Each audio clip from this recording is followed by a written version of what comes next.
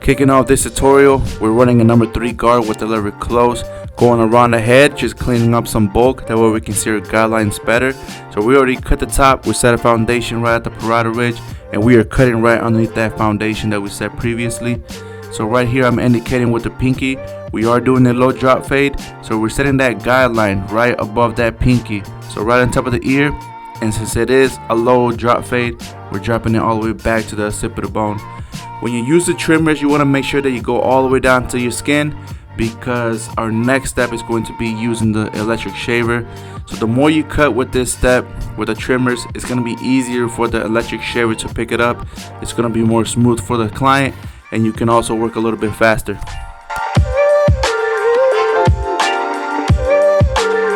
So your first step is going to be setting a first guideline towards the fade, and that is with no guard, with the lever open.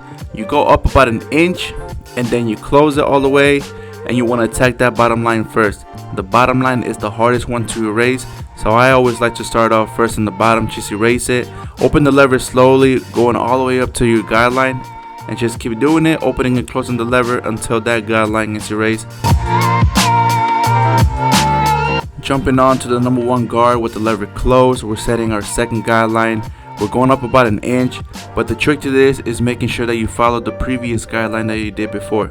The neater the guidelines, the better the fade's gonna be. And then to erase that, you use your half guard with the lever open. You open and close the lever until that guideline is completely out. So what I'm doing right here, I'm working with sections. So I'm doing the first section from the temple, going right behind his ear.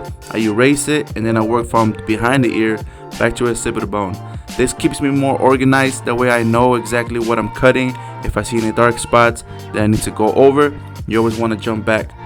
If it doesn't completely erase it, you can always take off the clip and then attack it and detail it with the lever open with no guard. You want to make sure that you're looking at the mirror, and before you advance, you want to make sure that this guideline is completely out.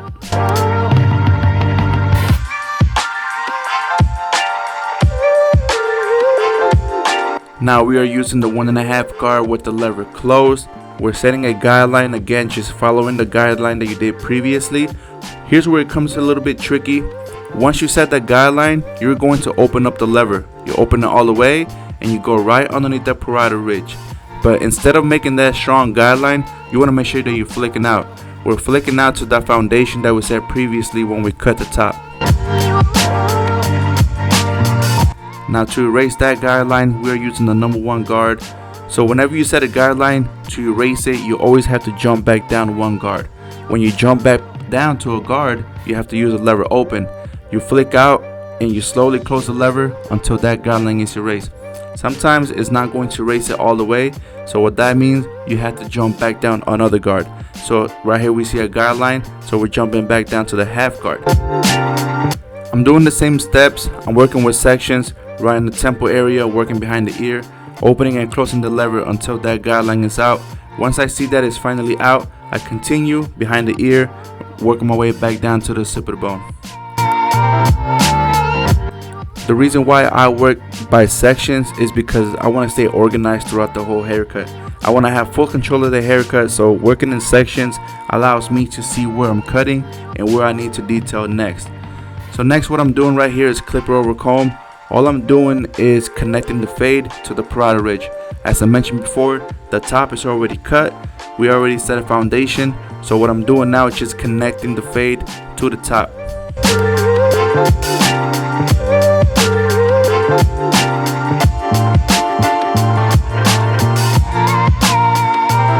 So once you're done with the system that we just did, you got the fade in, you got the fade connected to the top is cut. It's time to detail work.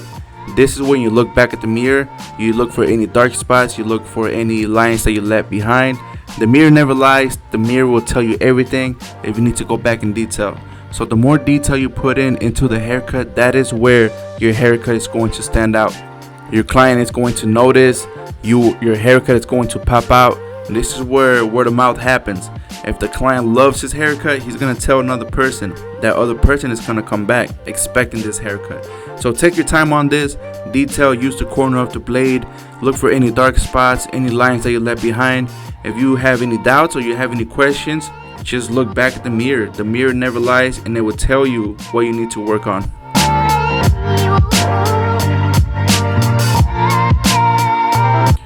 The haircut is not finished until the beard is blended in.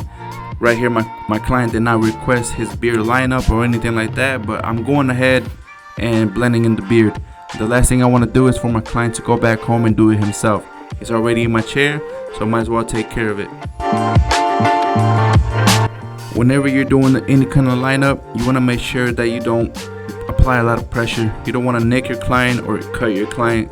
Just let the machine do the work, and then we're going to follow it up with the razor anyway, so that's going to sharpen everything and get all the way down to the smallest detail.